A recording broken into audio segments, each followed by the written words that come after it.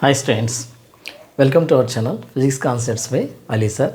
ఈరోజు సెషన్లో మనము ఎనర్జీ గురించి కాన్సెప్ట్స్ అన్నిటి కూడా క్లియర్గా డిస్కస్ చేద్దాం. దాంట్లో మొట్టమొదటిది మనము కన్జర్వేటివ్ ఫోర్స్ గురించి చూద్దాం.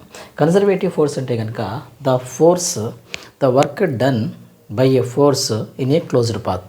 ఒక క్లోజ్డ్ పాత్లో ఉన్నటువంటి మొత్తం వర్క్ కనుక జీరో అయితే దాన్నే మనం అనుకుంటామంటే కన్జర్వేటివ్ ఫోర్స్ అని చెప్పేసి అనుకుంటాం. అంటే ఈ కన్జర్వేటివ్ ఫోర్స్లో వచ్చేటప్పటికల్లా మనకి ఏదో ఒక సర్క్యులర్ పాత్లో తీసుకుంటాం. ఈ సర్క్యులర్ పాత్లో మనకి మొత్తము వర్క్ డన్ అనేది ఎంత అవుతుంది అంటే కనుక మొత్తం work done that is equal to 0 అవుతుంది. ఆ తర్వాత ఈ క్లోజ్డ్ పాత్లో మనకి ఇంకా ఎట్లా వస్తుంది, ఇది కేవలము ఇక్కడ చాలా ఇంపార్టెంట్ ఏంటంటే it doesn't depend on path. మరి దేని మీద డిపెండ్ అయి ఉంటుంది? ఇది depends upon initial and final values. It depends. దీన్ని అనుకుంటామంటే కన్జర్వేటివ్ ఫోర్స్ అని చెప్పేసి అనుకుంటాం. దీన్ని ఇంకా ఎలా తీసుకోవచ్చు అంటే మనకి ఇక్కడ ఏదైనా సరే ఒక ఏ ఆబ్జెక్ట్ ఉందనుకోండి, ఇక్కడ ఏ పొజిషన్ నుంచేసి మనకి బి పొజిషన్కి వెళ్ళాలనుకోండి, మనకి ఇట్లా రకరకాల పాత్స్ ఉంటాయి. ఇటు నుంచి మనకి ఎటు నుంచి అయినా సరే ఇట్లా 3 పాత్స్లో మనకి ఇది ట్రావెల్ అవడానికి ఇది first path, second part, third path. ఈ పాత్లు ఏ పాత్ర అయినా సరే అది ట్రావెల్ చేయొచ్చు. దాన్ని మనం కన్జర్వేటివ్ ఫోర్స్ అని చెప్పేసి అనుకుంటాం. The work done by a force in a closed path is equal to 0. దాన్ని మనం అనుకుంటాం అంటే కన్జర్వేటివ్ ఫోర్స్ అని చెప్పేసి అనుకుంటాం. ఈ కన్జర్వేటివ్ ఫోర్సెస్కి ఎగ్జాంపుల్ని మనం ఏం తీసుకోవచ్చు అంటే కనుక ఒకటేమో గ్రావిటేషనల్ ఫోర్స్ని ఎగ్జాంపుల్గా తీసుకుంటాం, గ్రావిటేషనల్ ఫోర్స్. ఆ తర్వాత ఎలక్ట్రోస్టాటిక్ ఫోర్స్, దాంతోపాటుగా స్ప్రింగ్ ఫోర్స్. వీటిని మనము కన్జర్వేటివ్ ఫోర్సెస్ కింద ఎగ్జాంపుల్ కింద తీసుకోవచ్చు. ఆ తర్వాత రెండోది వచ్చినప్పటికల్లా నాన్ కన్జర్వేటివ్ ఫోర్సెస్లో మనకి దీంట్లో మనకి నాన్ కన్జర్వేటివ్ ఫోర్స్ అనేది మనకి ఎలా తెలుస్తుంది అంటే కనుక ఇక్కడ దీనికి ఆపోజిట్ తీసుకోవాలి. The work done by A force in a closed path is not equal to 0. అంటే అక్కడ జరిగేటువంటి మొత్తం ఫోర్స్ అనేది ఎంత అవ్వాలి? That should not equal to 0. దాన్ని మనము నాన్ కన్జర్వేటివ్ ఫోర్స్ అని చెప్పేసి అనుకుంటాం. ఇక్కడ మనకి నాన్ కన్జర్వేటివ్ ఫోర్స్ ఉంటే కనుక దీనికి మరి ఇది ఇక్కడైతే కనుక కన్జర్వేటివ్ ఫోర్సు దేని మీద డిపెండ్ అయ్యింది? పాత్ మీద డిపెండ్ అయ్యింది. మీరు నాన్ కన్జర్వేటివ్ ఫోర్స్ దేని మీద డిపెండ్ అయి ఉంటుంది? ఇది పాత్ మీద డిపెండ్ అవ్వలేదు. ఇదేమో it depends on path. So దీంట్లో మొత్తం ఫోర్స్ అనేది 0 కాదు. ఆ తర్వాత దానికి ఎగ్జాంపుల్ కింద మనం ఏం తీసుకోవచ్చు? ఫ్రిక్షన్ ఫోర్స్ని, ఆ తర్వాత ఆ తర్వాత విస్కస్ ఫోర్స్ని మనము ఎగ్జాంపుల్స్ కింద తీసుకోవచ్చు. ఓకే, మనకి ఏదైనా సరే ఒక ఎక్స్ప్రెషన్ ఇచ్చినప్పుడు ఆ ఎక్స్ప్రెషను ఇది చాలా ఇంపార్టెంట్. కన్జర్వేటివా నాన్ కన్జర్వేటివా అనేది మనకి ఎలా తెలుస్తుంది అంటే మనకి ఇచ్చినటువంటి ఎక్స్ప్రెషన్ని మొట్టమొదట ఈ ఫామ్లో రాసుకోవాలి. And checking the given expression conservative or non conservative. ఇది చాలా సింపుల్గా ఉంటుంది. ఇది గ్యారంటీగా ఎగ్జామ్లో అడుగుతూ ఉంటారు. సో మనకి ఏదైతే ఎక్స్ప్రెషన్ ఇస్తారో ఆ ఎక్స్ప్రెషన్ని మొట్టమొదట ఇట్లా F is equal to Fx I cap Fy J cap plus Fz K క్యాప్లో రాసుకోవాలి. రాసుకున్న తర్వాత dx of Fy is equal to dy of Fx అవుతుందేమో చూసుకోవాలి. అంటే ఇక్కడ మనము తీసుకున్న తర్వాత ఇక్కడ ఉన్నటువంటి ఈ వాల్యూ, ఆ తర్వాత ఈ డిఫరెన్షియేటింగ్ వాల్యూ రెండు ఈక్వల్ అవ్వాలి. లేకపోతే కనుక dy of Fz is equal to dz of Fy. ఇట్లా మనకి వాల్యూస్ కనుక ఈక్వల్గా ఉంటే అప్పుడు మనం దాన్ని ఏమనుకోవచ్చు అంటే కనుక అది కన్జర్వేటివ్ ఫోర్స్ కింద వస్తుంది. సో మనము ఒక ఎగ్జాంపుల్ తీసుకుందాం. ఇప్పుడు F bar is equal to మనకు కనుక 3y i cap plus 3x j cap ఇచ్చారు. ఇక్కడ ఎఫ్ బార్ని కన్సర్వేటివా నాన్ కన్సర్వేటివా చూసుకోవాలి. సో మొట్టమొదట ఏం రాసుకోవాలి, దీన్ని మనం ఈ ఫామ్లో రాసుకోవాలనుకున్నాం కదా. F bar is equal to dy of fx అని చెప్పేసి అనుకున్నాం కదా. fx i cap plus dx of fy. So ఇక్కడ మనం ఒకసారి ఈ వాల్యూని ఇక్కడ సబ్స్టిట్యూట్ చేసుకుంటే ఇప్పుడు dy of fx is equal to dy of 3y. So అప్పుడు వాల్యూ ఎంత వస్తుంది, 3 × 1. సో dy ఆఫ్ fx అనేది 3 అయింది. ఆ తర్వాత మళ్ళీ దీన్ని కూడా తీసుకుందాం. అప్పుడు dx ఆఫ్ 3x అనేది ఎంత అవుతుంది, ఇది కూడా 3 అవుతుంది. సో ఈ రెండు values dy of fx is equal to dx of 3 dy అయిపోయింది. సో ఈ రెండు వాల్యూస్ ఈక్వల్గా ఉన్నాయి కాబట్టి ఇది ఏ ఫోర్స్ కింద వస్తుంది, ఇది కన్జర్వేటివ్ ఫోర్స్ కింద వస్తుంది. ఓకేనా. ఈ విధంగా మనకి కన్జర్వేటివ్ ఫోర్స్ గురించి మనకి ఎటువంటి నెంబర్లు వచ్చినా సరే మొట్టమొదటి ఏం చేయాలి, ఇచ్చినటువంటి ఎక్స్ప్రెషన్ని ఈ ఎఫ్లో రాసుకోవాలి. fxi cap plus fyj cap fz j cap రాసుకున్న తర్వాత దాన్ని మనము డిఫరెన్షియేట్ ఫామ్లో రాసుకోవాలి. రాసుకున్న తర్వాత ఏ రెండు డిఫరెన్షియేట్ ఫామ్స్ ఈక్వల్ అయినా సరే అప్పుడు మనం దాన్ని ఏం తీసుకోవచ్చు, అది కన్జర్వేటివ్. అలా కాకుండా రెండు వాల్యూస్ వేరే వస్తే కనుక అది నాన్ కన్జర్వేటివ్ అని చెప్పేసి మనం తీసుకోవచ్చు. ఓకే. సో ఇప్పుడు మనం ఏం చేద్దామంటే నెక్స్ట్ ఇప్పుడు energy, then what is meant by energy. So energy గురించి మనకి చాలా స్టాండర్డ్ చాలా ప్రైమరీ సెక్షన్స్ నుంచి then you are going and discussing, then you are learning about the energy. What is meant by energy. Energy అంటే మనం రకరకాల డెఫినేషన్స్ తీసుకుంటాం. The ability to do work or the capacity to do work is called energy. So ఏదైనా ఒక పని చేయడానికి కావాల్సినటువంటి ability లేకపోతే కనుక ఎఫిషియన్సీ, దాన్ని మనం ఎనర్జీ అని చెప్పేసి అనుకుంటాం. మనకి చాలా రకాల ఎనర్జీస్ ఉంటాయి. సోలార్ ఎనర్జీ, ఇంటర్నల్ ఎనర్జీ, ఆ తర్వాత మెకానికల్ ఎనర్జీ, ఇట్లా చాలా ఉంటాయి. దీంట్లో మొట్టమొదట మనం ఇప్పుడు మెకానికల్ ఎనర్జీ గురించి డిస్కస్ చేద్దాం. మెకానికల్ ఎనర్జీ అంటే it is a some of potential energy and kinetic energy. So ఇక్కడ ఈ పొటెన్షియల్ ఎనర్జీ, కైనెటిక్ ఎనర్జీ గురించి మనం ఇప్పుడు డిస్కస్ చేద్దాం. What is meant by potential energy. So మొట్టమొదట మనం ఇప్పుడు పొటెన్షియల్ ఎనర్జీ గురించి డిస్కస్ చేద్దాం. So potential energy. So potential ఎనర్జీని యూ అనే లెటర్తో ఎక్స్ప్రెస్ చేస్తూ ఉంటాం. So what is the definition of potential energy. The potential energy అంటే కనుక the energy by virtue of it's position, state or configuration is called as a potential energy. అంటే ఏదైనా సరే ఒక ఆబ్జెక్ట్కి దాని పొజిషన్ వల్ల కానీ, దాని స్టేట్ వల్ల కానీ, దాంట్లో ఉన్నటువంటి యాటమ్స్ యొక్క కన్ఫిగరేషన్ వల్ల కానీ వచ్చేటువంటి ఎనర్జీని పొటెన్షియల్ ఎనర్జీ అని చెప్పేసి అనుకుంటారు. ఈ పొటెన్షియల్ ఎనర్జీని మనము ఇంకా డీటెయిల్గా డిస్కస్ చేద్దాం. ఇప్పుడు మనము కన్జర్వేటివ్ ఫోర్స్ గురించి మనం తీసుకున్నప్పుడు ఎఫ్సి ఈజ్ ఈక్వల్ టు మనకి ఫార్ములా ఏమొస్తుంది, -du/dr అనేటువంటి ఫార్ములా మనం తీసుకున్నాం. FC is equal to -du/dr. ఇప్పుడు మనం దీన్ని ఏం చేద్దామంటే ఇది కన్జర్వేటివ్ ఫోర్స్ గురించి మనకి డెఫినేషన్ వస్తుంది. సో ఇప్పుడు మనం క్రాస్ మల్టిప్లికేషన్ చేద్దాం. క్రాస్ మల్టిప్లికేషన్ చేస్తే -du is equal to FC into DR వస్తుంది.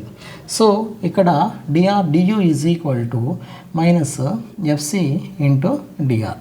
ఈ రెండు వైపులా మనం కనుక ఇంటిగ్రేషన్ చేసామనుకోండి అప్పుడు ఏమవుతుంది, ఇంటిగ్రల్ మనకి ఈ విధంగా వస్తుంది.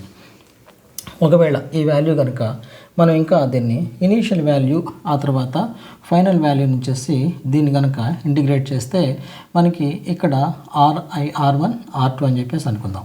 అప్పుడు మనకి ఇదేమవుతుంది, ఇక్కడ ఇంటిగ్రేషన్ వస్తే కనుక uf మైనస్ ui వస్తుంది ఈజ్ ఈక్వల్ టు ఇక్కడ మనకి ఏమొస్తుంది -wc. అంటే ఇక్కడ FDR ఈజ్ ఈక్వల్ టు మనకి ఏమవుతుంది, W is equal to FS formula ఉంది కదా, దాన్ని బట్టేసి మనం ఇక్కడ వర్క్ అది కన్జర్వేటివ్ అని చెప్పేసి అనుకుంటాం. అల్టిమేట్గా ఇక్కడ మనకి ఫార్ములా ఎలా వస్తుంది అంటే కనుక ΔU అంటే కనుక UF మైనస్ UI అంటే change in the internal energy, దాన్ని delta U is equal to minus W C. దీన్ని మనం అనుకుంటామంటే పొటెన్షియల్ ఎనర్జీకి కరెక్ట్ డెఫినేషన్ కింద తీసుకుంటూ ఉంటాం. Change in the potential energy is equal to negative sign of work done by conservative forces. ఇది చాలా ఇంపార్టెంట్. అది మళ్ళీ మనం దీన్ని కనుక ఇంకొంచెము ఎలాబరేట్ చేసుకుంటే, ఒకవేళ ఇక్కడ కనుక దీన్ని మనము ఈ వాల్యూస్ని 0 నుంచి ఇన్ఫినిటీ వరకు తీసుకున్నాం అనుకోండి, అప్పుడు డియు ఈజ్ ఈక్వల్ టు అప్పుడు కూడా మనకి ఏమొస్తుంది, మైనస్ డబ్ల్యూసీ వస్తుంది.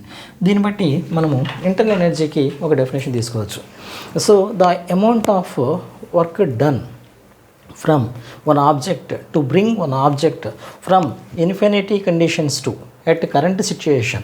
అంటే ఒక ఆబ్జెక్ట్ని మనము ఒక ఇన్ఫినిటీ కండిషన్ నుంచి ప్రజెంట్ కండిషన్కి తీసుకురావడానికి మనం చేసేటువంటి వర్క్ని మనం అనుకుంటామంటే ఇంటర్నల్ ఎనర్జీ అని చెప్పేసి అనుకోవచ్చు. ఓకేనా. సో ఇంటర్నల్ ఎనర్జీ అనేది మనము ఈ విధంగా తీసుకోవచ్చు.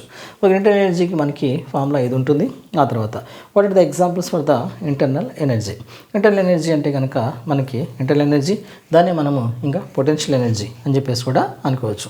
సో ఇక్కడ పొటెన్షియల్ ఎనర్జీకి మనం ఎగ్జాంపుల్స్ ఏం తీసుకుంటాం. So the water stored in any one reservoir. ఆ తర్వాత ఒక స్ప్రింగ్లో కనుక మనకి ఏదైనా సరే ఉన్నటువంటి మా స్ప్రింగ్ తీసుకుని దాని మీద కొంత ఫోర్స్ అప్లై చేసినప్పుడు, దాన్ని కంప్రెస్ చేసినప్పుడు దాని మీద ఆ స్ప్రింగ్లో హైడ్ అయినటువంటి ఎనర్జీని, వీటన్నిటిని మనము పొటెన్షియల్ ఎనర్జీకి కొన్ని ఎగ్జాంపుల్స్ తీసుకుందాం. సో ఇప్పుడు ఇక్కడ పొటెన్షియల్ ఎనర్జీ, మరి దీంట్లో మనకి చాలా రకాల పొటెన్షియల్ ఎనర్జీస్ ఉంటాయి. సో దాంట్లో ఒక ఎనర్జీ వచ్చేటప్పటికల్లా మనం ఏం తీసుకుంటామంటే gravitational potential energy. So gravitational potential energy. So gravitational potential energy దాన్ని యూ ఈజ్ ఈక్వల్ టు ఇక్కడ మనకి GMM బై ఆర్ అని వస్తుంది. దాంట్లో మనకి జీ వాల్యూని యూనివర్సల్ గ్రావిటేషన్ కాన్స్టెంట్ అని చెప్పేసి అనుకుంటాం 6.627 into 10⁻⁻11 Newton metre square kg⁻⁻2 ఉంటుంది. సో ఇక్కడ GMM బై ఆర్, దీన్ని మనము గ్రావిటేషన్ పొటెన్షియల్ ఎనర్జీ. గ్రావిటేషన్ లెసన్లో మనం దీని గురించి డీటెయిల్గా డిస్కస్ చేద్దాం. ఆ తర్వాత రెండోది వచ్చేటప్పటికల్లా spring potential energy. Spring potential energy, దీని ప్రకారము మనకి యూ ఈజ్ ఈక్వల్ టు మనకి ఏమవుతుంది అంటే కనుక half K into x2 square minus x1 square. దీన్ని స్ప్రింగ్ పొటెన్షియల్ ఎనర్జీ అని చెప్పేసి అనుకుంటాం. ఈ రెండింటిని మనము పొటెన్షియల్ ఎనర్జీకి బేస్గా తీసుకుంటాం. దీంట్లో మనకి చాలా పాపులర్ ఈ ఫార్ములా ఒకటి, ఆ తర్వాత ఈ ఫార్ములా మనకి చాలా ఇంపార్టెంట్. ఓకేనా, రైట్. ఆ తర్వాత మళ్ళీ మనకి ఇక్కడ మెకానికల్ ఎనర్జీలో ఉన్నటువంటి ఇంకొక ఎనర్జీని డిస్కస్ చేద్దాం. దాన్ని మనము కైనెటిక్ ఎనర్జీ అని చెప్పేసి అనుకుంటాం. Kinetic energy potential energy definition చూసాం కదా, బికాస్ ఆఫ్ ద పొజిషన్ లేకపోతే కనుక కన్ఫిగరేషన్ లేకపోతే state of the object leads to the potential energy. మరి కైనెటిక్ ఎనర్జీ అంటే కైనెటిక్ ఎనర్జీ. సో ఇక్కడ కైనెటిక్ ఎనర్జీ వచ్చేటప్పటికల్లా మనకి దీన్ని మనము కేఈ అని చెప్పేసి అనుకుంటాం. So kinema is a Greek word which means motion. ఏదైనా సరే ఒక ఆబ్జెక్ట్ కనుక మోషన్లో ఉంటే దానికి ఉండేటువంటి ఎనర్జీని మనము కైనెటిక్ ఎనర్జీ అని చెప్పేసి అనుకుంటాం. ఈ కైనెటిక్ ఎనర్జీకి మనము ఫార్ములా ఏం రాసుకుంటాం, KE is equal to half mv². So ఇక్కడ నుంచి ఈ ఫార్ములా చాలా చేంజెస్కి ఇన్ఫ్లుయెన్స్ అవుతుంది.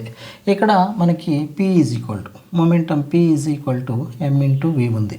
సో అప్పుడు ఇక్కడ K అనేది కేఈని K అనుకుందాం. ఇక్కడ నుంచి K ఈజ్ ఈక్వల్ టు మనకి ఎలా చేంజ్ అవుతుంది, హాఫ్ m ఇంటూ వీకి బదులుగా దీన్ని ఇలా రాద్దాం, mv ఇంటూ v. దీని బదులుగా మనం రాసుకోవచ్చు అంటే కనుక ఇక్కడ మనము P is equal to, so మనం దీని బదులుగా మనము ఎంవి పి రాసుకోవచ్చు కదా, K is equal to half P V వస్తుంది. ఆ తర్వాత మళ్ళీ మనకి ఇక్కడ దీన్ని మనం మళ్ళీ ఎలా రాసుకోవచ్చు, వి ఈజ్ ఈక్వల్ టు పి/ఎం అని చెప్పేసి కూడా రాసుకోవచ్చు కదా. ఇది ఒక పాపులర్ ఫార్ములా, ఈ ఫార్ములాని గుర్తుపెట్టుకోండి. ఆ తర్వాత K is equal to half P into V బదులుగా మనం రాసుకుందాం, p/m రాసుకుందాం. అప్పుడు k ఈజ్ ఈక్వల్ టు ఏమవుతుంది, p ఇంటూ p²/2m. ఇది కూడా చాలా పాపులర్ ఫార్ములా. ఆ తర్వాత దీన్ని క్రాస్ మల్టిప్లికేషన్ చేస్తే p is equal to 2mk. So దీన్ని కూడా మనం కైనెటిక్ ఎనర్జీ, ఈ విధంగా మనం కైనెటిక్ ఎనర్జీకి డిఫరెంట్ ఫార్ములాస్ని మనం తీసుకోవచ్చు. సో కైనెటిక్ ఎనర్జీ అనేది మనకి ఈ విధంగా ఉంటుంది. సో ఇక్కడ కైనెటిక్ ఎనర్జీకి మళ్ళీ మనము ఇంకా ఏమేమి తీసుకోవచ్చు, ఏదైనా సరే ఒక ఆబ్జెక్ట్ కనుక, ఎగ్జాంపుల్స్లో ఒక ఆబ్జెక్ట్ కనుక మోషన్లో ఉందనుకోండి, ఫర్ ఎగ్జాంపుల్ ఏదైనా సరే ఒక bullet is starting from the gun. So ఆ బుల్లెట్కి ఉండేటువంటి ఎనర్జీని కైనెటిక్ ఎనర్జీ అని చెప్పేసి అనుకుంటాం. ఆ తర్వాత ఏదైనా సరే ఒక వెహికల్ వేగంగా వెళ్తూ ఉన్నప్పుడు ఆ వెహికల్కి ఉండేటువంటి ఎనర్జీని కూడా మనము కైనెటిక్ ఎనర్జీ అని చెప్పేసి అనుకోవచ్చు. ఈ 3 ఫార్ములాస్ చాలా ఇంపార్టెంట్. దీని మీద బేస్ అయ్యి మనకి బేసిక్ ఇప్పుడు కూడా క్వశ్చన్స్ వస్తూ ఉంటాయి. Okay, right. ఆ తర్వాత మనం ఇప్పుడు చాలా పాపులర్, చాలా సింపుల్ థీరంని నేర్చుకుందాం. దాన్నే వర్క్ ఎనర్జీ థీరం అని చెప్పేసి అంటాం. So what is meant by these work energy theorem? Work energy theorem.